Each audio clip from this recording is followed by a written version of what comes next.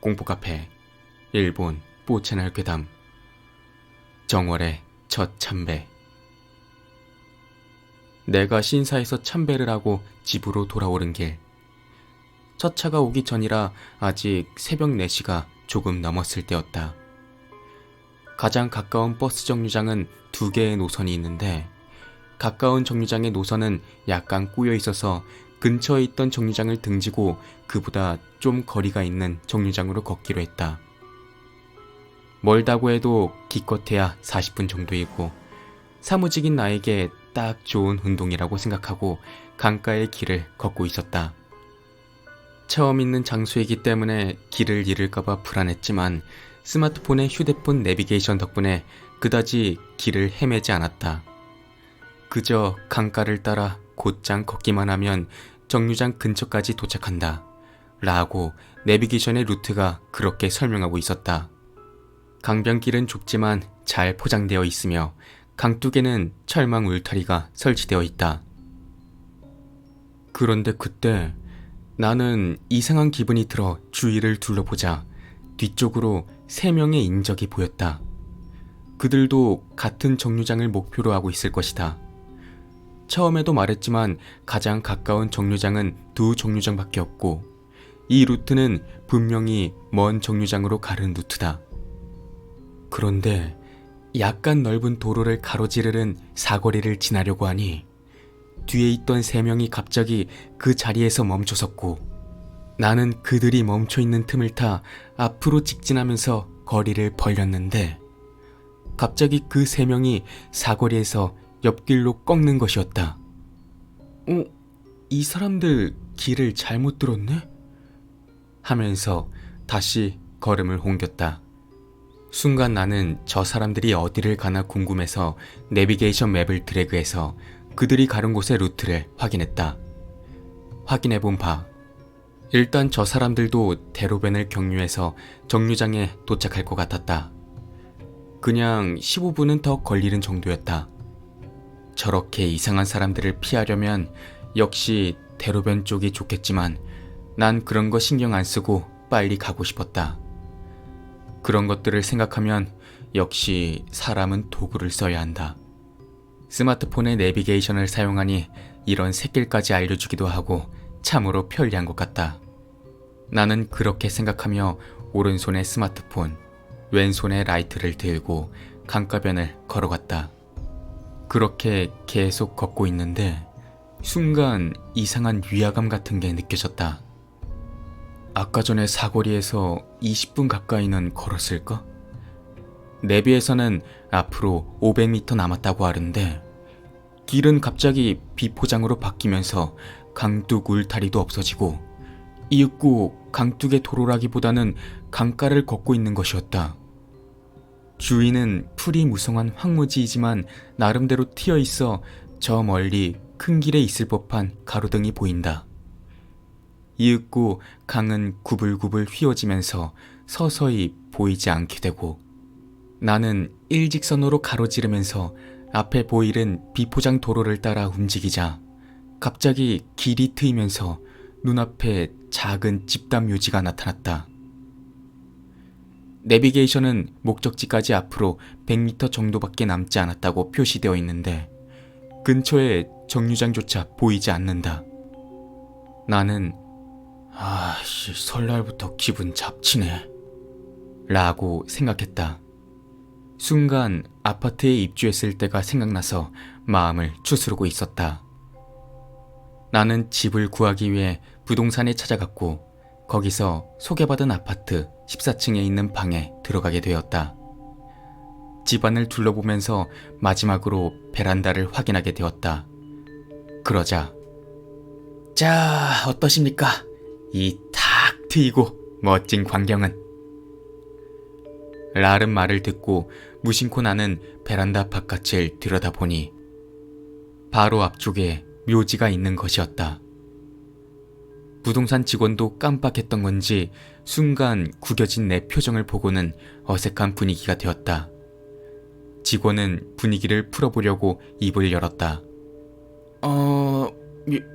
묘지네요?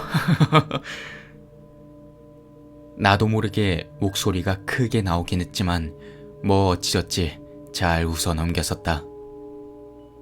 지금 순간 그때 생각이 나자 지금 느껴지는 섬뜩함을 달래며 계속 앞으로 나아가다 보니 집단 묘지를 지나자마자 폐가가 내 앞에 나타났다.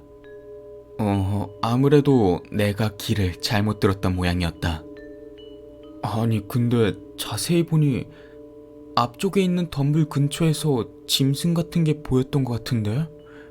설마 거기로 가라던가 바보 같은 소리를 내비가 할 리가 없겠지 싶어 다시 폐가 쪽을 봤다. 목조로 된 집으로 쇼와 중기라기보다는 뭔가 다이쇼 시대를 떠올릴 만한 구조였다.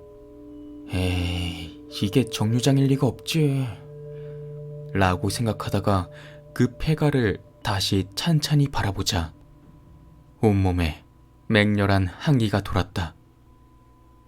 딱히 폐가 안에 뭐가 보이는 것도 아니고 원래 나는 귀신이고 강령술이고 뭐고 전혀 믿지 않는 사람이었다.